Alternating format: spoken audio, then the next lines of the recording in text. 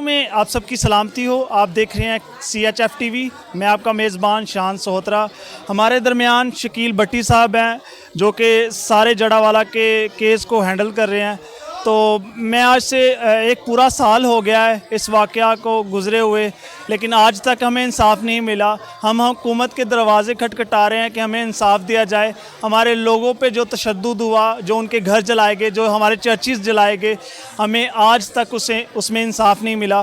तो हमारे दरमियान शकील भट्टी साहब हैं, हम उनसे जानेंगे कि वो क्या कहना चाहते हैं और हुकूमत से क्या मुतालबा करते हैं, आर्मी चीफ़ से क्या मुतालबा करते हैं और आला अदारों से क्या मुतालबा करते हैं। जी सर।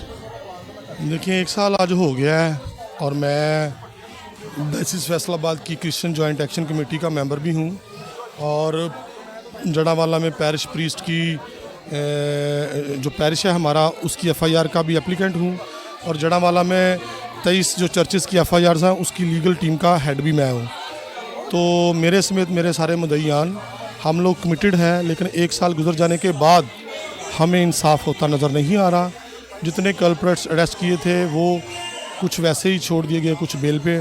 तो जो मुतालबे की बात है, ये डे फर्स्ट से हम कह रहे हैं कि हमें दोनों साइड्स का इंसाफ चाहिए। इस वजह से इंसाफ नहीं होगा, सोसाइटी की डायरेक्शन सही नहीं होगी।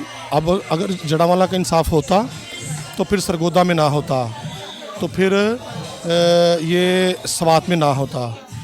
कोई भी मैटर है उसके लिए हमारे पास डिपार्टमेंट्स हैं, अदारे हैं, इन्वेस्टिगेशन का प्रोसेस है।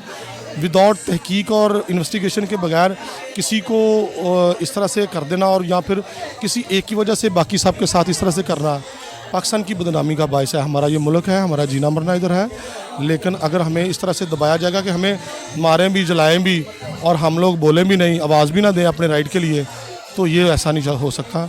इसलिए जो अदारों की बात है वो तो बड़ी खुल के सामने है कि मेलाफाइड इन्वेस्टिगेशन है। तो इस वजह से all the culprits got bail by the honourable courts. तो इस वजह से ये सारी चीज़ें अब हमें हकीकी में हमारे तमाम जो है अफेक्टिव अदारे, डिनोमिनेशनल हेड्स, चर्चेस हेड्स मिल करके यकसुई के साथ एक फर्म के इकट्ठे होके हमें एक डायरेक्शन सेट करनी चाहिए और एक ऐसी काउंसिल बनानी चाहिए जिसमें वो सब शामिल हो के, जिस जगह पे ऐसा कोई मसला हो तो लीगल टीम पूरे मुल्क में हमारे पास लॉयर्स की एक्सपर्ट टीम हो और उनको एक डायरेक्शन के साथ हम लोग लीगल पैरामीटर पे फाइट करें, तो फिर ही जस्टिस मिल सकता है।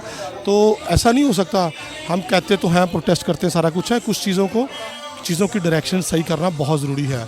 अब देखिए, मुझे बहुत सी बारीक बीनियों का सारे केसेस का पता है, तो उसमें जो है चीज़ें, जब तक आपको एक फॉरम, दूसरा फॉरम, तीसरा फॉरम, तो अगर आपका पॉइंट ऑफ व्यू राइट है तो आपको कहीं ना कहीं नो डाउट हमारी जुडिशल सिस्टम में कम्प्लेक्स है, सारी चीज़ें हैं, लेकिन फिर भी आप अपने इंसाफ के लिए इस तरह से एफर्ट करें जिस तरह से यहाँ का इन्वायरमेंट है उसके लीगल पैरामीटर के अकॉर्डिंग्स, तो आप जस्टिस ले सकते हैं। जी शकील साहब ने बहुत बातें की और देखें, एक साल में अभी तक हमें इंसाफ नहीं मिला। हमारे दिल जो है वो खून के आंसू रो रहे हैं, लेकिन अभी तक वो हादसे हम नहीं बोल पाए।